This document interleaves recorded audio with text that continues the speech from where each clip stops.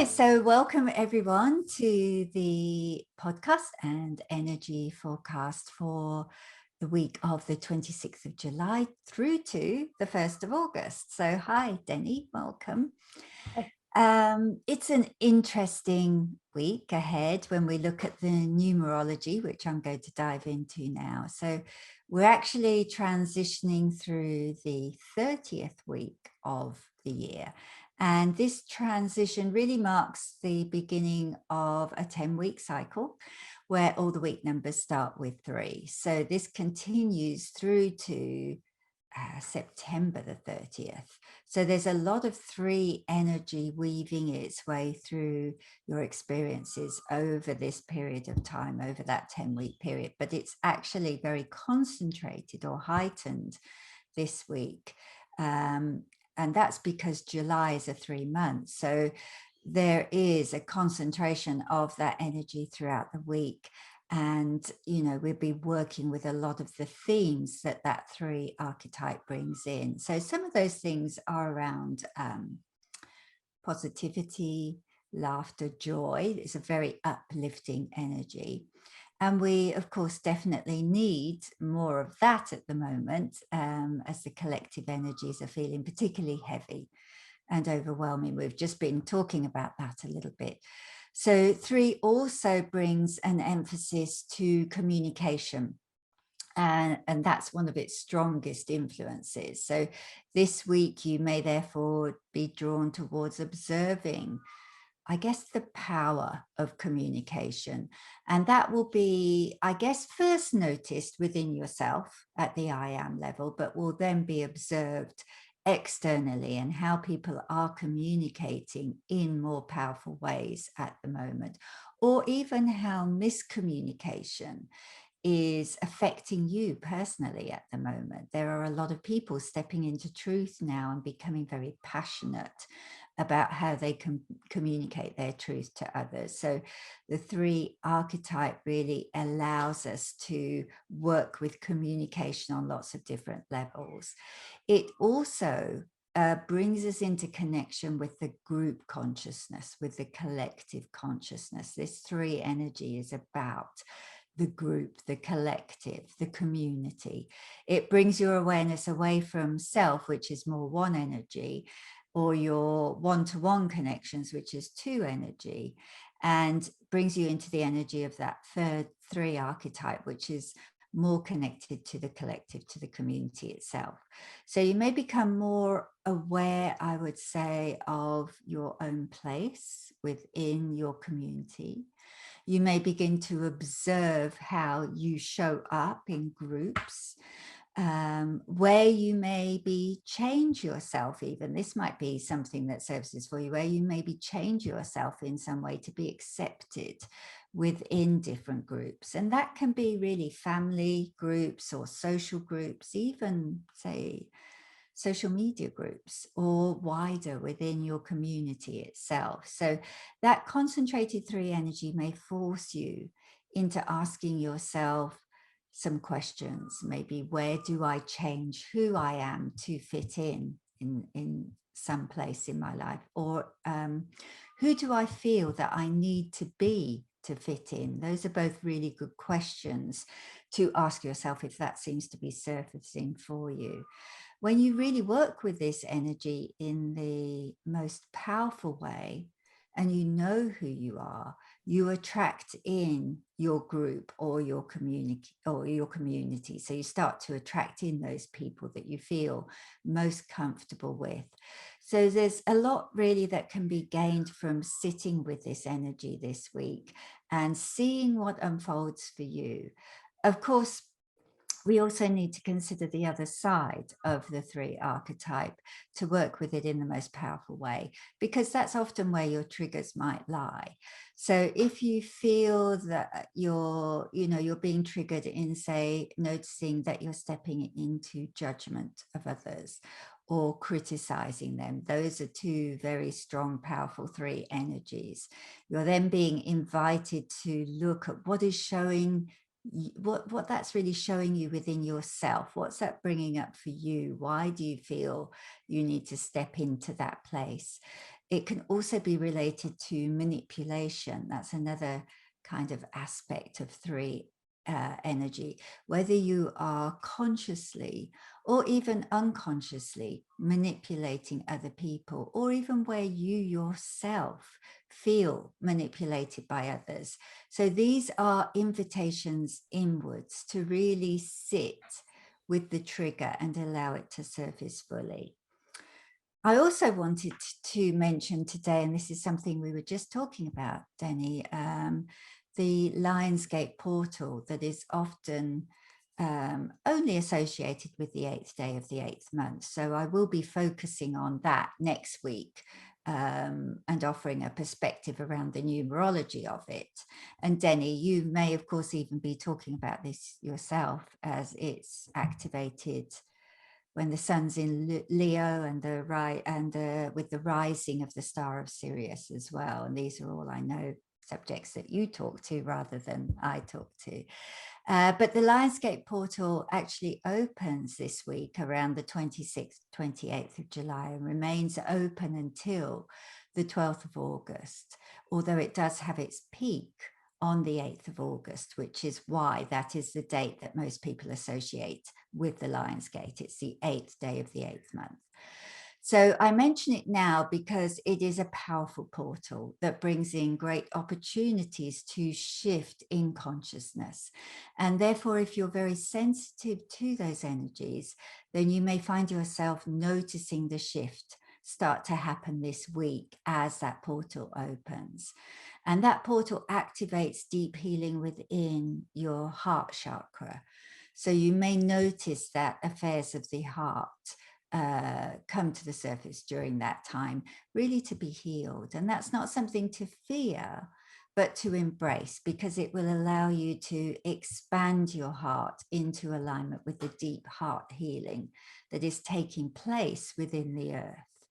So that's just something to notice within yourself over this coming week. And those energies are going to intensify as we move into next week, but I'll talk about it more from the numbers perspective next week as well.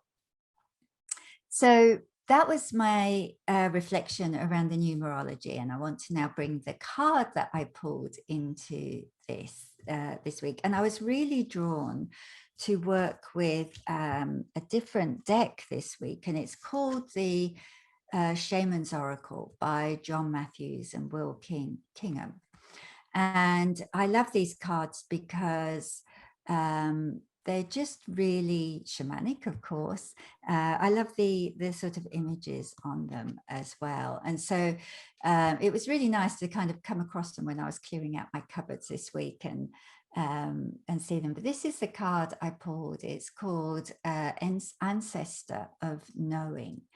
And immediately I love this card because it depicts an owl, and they are one of my totem animals. So, you know, I really love anything to do with owls completely. But what I really felt that this card was showing you is that it is safe for you to embody your deep inner knowing.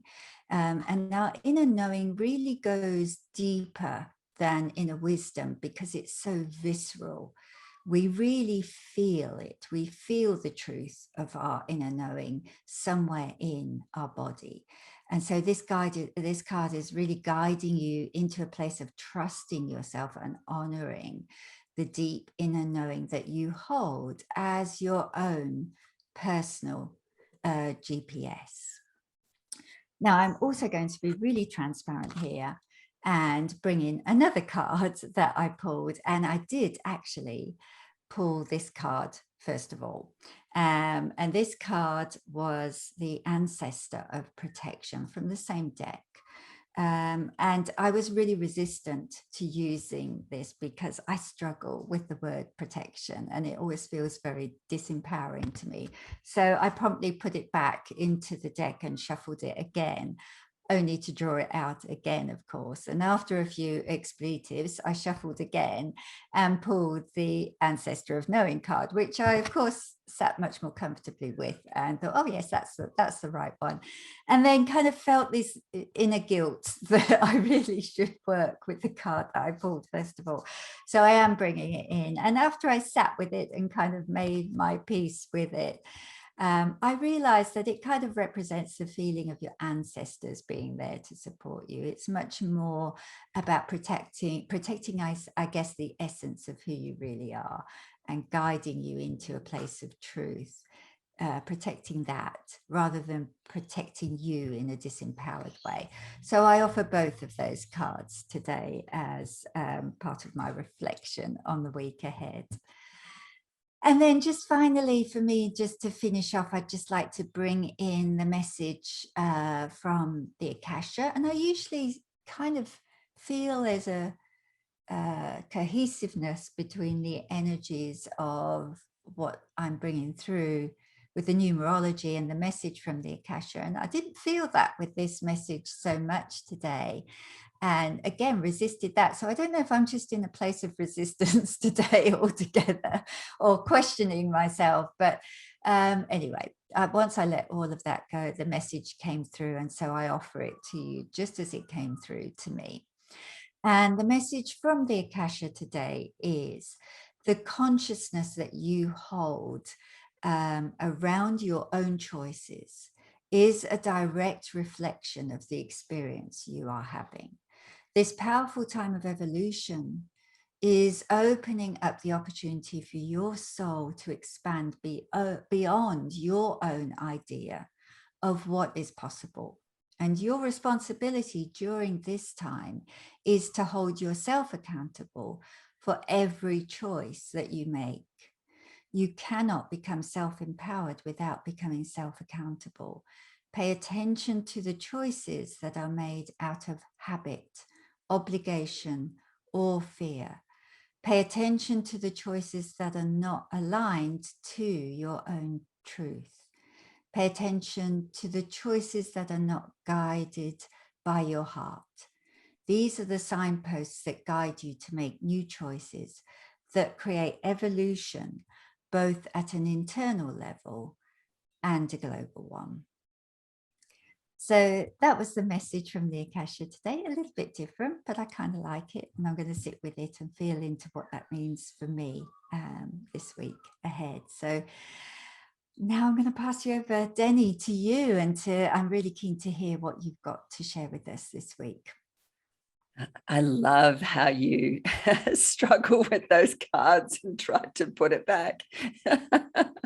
It's just so perfect. I also, the card that you picked works absolutely perfectly with where I'm starting, and that is with my card that I drew from my archetypes deck, which I usually work with, and it's the crone, the wise one, the part of you that is unapologetically who you are, and in all of it, you know, that you sometimes, I sometimes see women when they reach a certain age, they can let go of how they need to be in society and just become who they are, and they kind of don't give a shit about what other people think of them, and that place really feels strongly this week. That place of knowing that you talked about, beyond anything, it's just that deep sense of knowing that we brought in with us. And sometimes, you know, everything that we experience goes on top of that and hides that real place of knowing. I think it takes stillness for me, really being in touch with the earth, to bring back that place of knowing. I mean, it's the sense that I get when I feel into Mother Earth, that deep sense of knowing. So that place I start the week with, of bringing that place of crone, of knowledge, of magic to this week. It's we've just come off the Aquarian full moon, and I touched on that last week, but I want to sort of look at it from a bigger perspective, because the degree that the full moon was at was the same degree as the Saturn-Jupiter conjunction at the end of last year in December. So when that Saturn and Jupiter conjunction opened, there was an opening. It was in Aquarius, and there was an opening to a new way or a new vision or a new earth. We got a sort of like a little taste of that. So if you could take yourself back to that time at the end of December, the moon is there shining a light on that place right now for us to maybe look at. And there's a piece in this full moon about the eagle and having a higher perspective. Well, the crone brings us into a deeper perspective, a deeper vision of that place. I reflected on where I was at that time and what was happening. And I love, Fiona, we've just opened our group to Uluru, and we did it perfectly aligned with the Aquarian full moon, which is that place of group, the place of collective, that place of coming together. Could we have done that any more perfectly? And also the fact that for me at that conjunction, there was a great tie to Uluru and the trip that we'd had out there. I was definitely feeling into what was happening at Uluru at that time. And I love that there is this beautiful going back to that moment now as we open our new group. It all feels beautifully synchronistic. But on a larger perspective, I think for everyone, you might find that that link is synchronistic. So maybe look into your life at how the two are playing out and what that vision was. Then just entering this week, just a few of the things that that's happening in the skies to be aware of. And I'm speaking dates, the Australian dates rather than the world dates. So if I'm talking about the 28th, that could be the 27th for you. Mercury will enter Leo. So that's the planet of communication and being social, entering Leo, who's that's that place of getting out, being social, being a little bit more flamboyant. And it's kind of interesting because where we are, we're in this really heavy lockdown. So wherever you need to go to be within a group or to be social or to talk or to communicate, if it's online, then that's the place to do it. If you can meet up wherever you are in the world, then getting out and being a little bit more out there. It feels like the 28th is a big day for that. On the 29th, Jupiter moves back. It's in retrograde. It moves back into Aquarius. So it's been sitting in Virgo, and it's now, sitting in Pisces, and it's now moving back into Aquarius.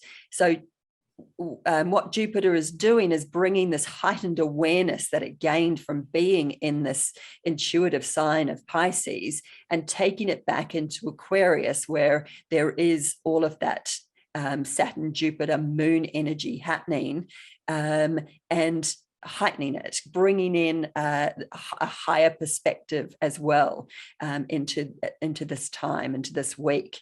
So that feels really supportive of the vision, of opening the vision.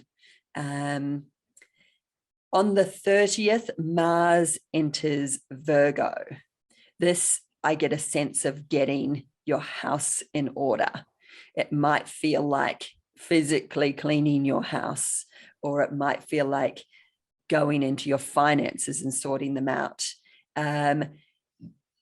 It sits in opposition to Jupiter, which speaks of maybe not trying to do everything at once, but beginning. You may try and take on a bit more than you can handle. So just kind of being aware of that on the 30th. And I'm going to end with the week. The week ends on the 1st of August, but in some places in the world, that will be the 31st. And it feels like a really big ending to the week. So I'll speak of it today, now.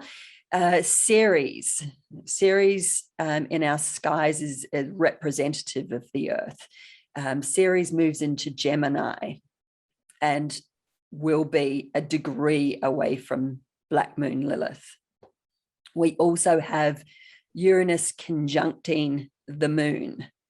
And we have Kali, the asteroid Kali, 1 degree away. They're both in retrograde, but they're 1 degree away from Saturn. I mean, Kali's been sitting really close to Saturn and is playing into the Uranus-Saturn square, but she's inching her way even closer, and by the 1st of August, she'll be 1 degree away, having at the beginning of the month been a degree away from Uranus.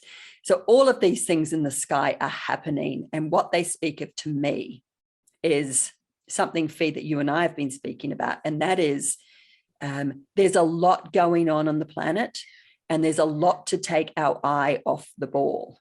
There's a lot to concentrate on in the day-to-day stuff, and there's a bigger picture that's going on. And I think this is also speaking to that vision. And Ceres is the earth. So there's a lot that's going on that we can take our eye off the most important thing, which is the way we go about our day-to-day lives on this planet, how consciously we are aware of the planet that is beneath our feet. And it also speaks of turning our anger at what we might see happening in the bigger picture globally into passion. And this is what we spoke about, Fee, is that place of anger and passion. I mean, anyone who's seen me in anger, I often rephrase it as passion, rightly or wrongly. But I think what we've been asked to do now is find that place where we can take where we sit with what is going on. We can see the bigger picture and we can get passionate about it rather than angry. That feels really strong. And one way that I can see doing that, the fact that in the next month we are in Leo. Leo is creativity. So fueling the passion with creativeness. Nothing makes me feel more joyful than creating. So bringing that creativity into that place that could just go straight into anger feels really strong by the end of this week, and I think heading into August, which we will get into in a little bit more depth next week. That's me, Fee. Wow, thank you so much for sharing. And again, lovely to hear the alignments between what we're offering there. And I think it's a perfect time really to talk about an extra bonus episode that's coming out this week of the podcast, which is a kind of new direction for us and has really come out of our conversations with each other. Around what is happening in the world at the moment and how people are being guided into truth and are being very passionate about their truth as well. And so we wanted to introduce a series of conversations around truth with different people to see what's rising for people at this time. And that's an episode we've got that will come out at Wednesday or Thursday with Mel Turner, who's been on the podcast before, but she brings some beautiful truths and wisdom to our discussion. And it's also a beautiful time to open up. We are going to do a series on truth where we bring different women in to speak about their truths, whether they're controversial or just enlightening or however it comes out, we're open to it. So there's an invitation that if you are interested in coming on and speaking some truths, that you get in touch with us. We'd love to open it up to anyone, really. Absolutely. I think there's a limit. It's limitless how we can expand those conversations. And I think that there's so much that we all gain from listening to or holding space for each other's truths and then bringing that into our own truth and seeing where it sits with us, within us, it kind of, I guess, ignites conversations around truth, which I think are very important at the moment. I think the more that we can acknowledge each other's truth and sit comfortably with each other's truth, the more healing that we can create around the world, which is beautiful. I love that. Just expanding our ability to sit with different perspectives feels so healing and right. Yeah. Great. Well, we'll see you all next week, but enjoy the extra episode. Yeah, enjoy. See you next week.